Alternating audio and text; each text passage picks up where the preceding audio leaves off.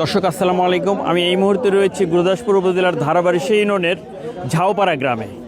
ঝাউপাড়া গ্রামে গতকাল ভোর রাত্রে বিশেষ করে রাত সাড়ে তিনটার দিকে একটি অগ্নিকাণ্ডর ঘটনা ঘটে এই মোমতাজ ফকিরের বাড়িতে। এই মোমতাজ ফকিরের বাড়িতে ধারণা করা হচ্ছে যে বৈদ্যুতিক শর্ট সার্কিটে এই অগ্নিকাণ্ডর ঘটনাটি ঘটার পরে ইতিমধ্যেই কিন্তু এই মোমতাজ ফকিরের বৌমা, পুত্রবধূ এবং তার নাতিন, 1.5 বছরকার একজন নাতিন এই অগ্নিকাণ্ডর ঘটনায় মারা গিয়েছেন। এবং এই মোমতাজ ফকিরের স্ত্রী, তিনিও কিন্তু আগুনে দগ্ধ হয়ে এখন হাসপাতালে মর্মান্তিক অবস্থায় রাজশাহী মেডিকেল কলেজ হাসপাতালে ভর্তি রয়েছেন, এমনটি আমরা জানতে পেরেছি। আর আরেকটু জানতে পেরেছি যে এই বাড়িতে মোমতাজ ফকির এবং পাশে চাচাতো ভাই নেকজার ফকির, এই দুটি বাড়িই কিন্তু পুড়ে যায়। তো এখানে বিশেষ করে নেকজার ফকিরের আরও 6টি ছাগল ছিল, সেই সাথে নেকজার ফকিরের একটি দোকান ছিল।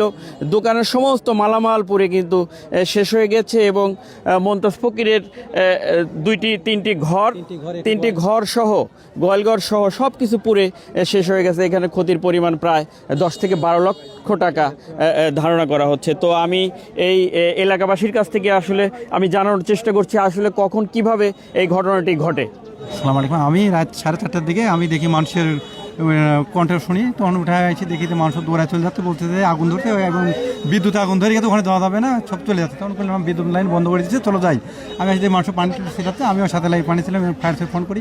ফায়ার সার্ভিস আসার পরে আমরা সাথে লাগি ফায়ার সার্ভিস পাইপ টাইন মেশিন সেট করি, পানি টাইনতে আগুন হলে ভাই। এবং পরে 2টা লাশ বাইর হয়, একটা হলো মোমতাজ ফকিরের হলো পুত্রবধূ, এবং ওনার একটা নাতিন ছিল 2 বছর বয়স, দুজনই একবারে মারা গেছে। এবং মোমতাজ ফকিরের যে স্ত্রী ছিল উনি কানে শুনে না এবং চোখেও দেখে না, উনি পুড়ে একবারে হয়ে গেছে। পরে আমি অ্যাম্বুলেন্সে তুলেছি রাজশাহী মেডিকেলে, উনি এখন বর্তমানে চিকিৎসাধীন আছে। ওনারও অবস্থা খুব মর্মান্তিক।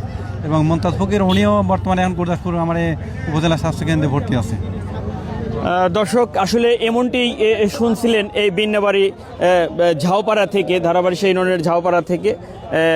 এই পরিবারের কিন্তু প্রায় 4জনের 2জন তো মারাই গেছে, একজন রাজশাহী মেডিকেলে ভর্তি রয়েছে, তিনি মর্মান্তিক অবস্থায় রয়েছেন। এবং মোমতাজ ফকির নিজেও গুরুদাসপুর স্বাস্থ্য কমপ্লেক্সে ভর্তি রয়েছেন।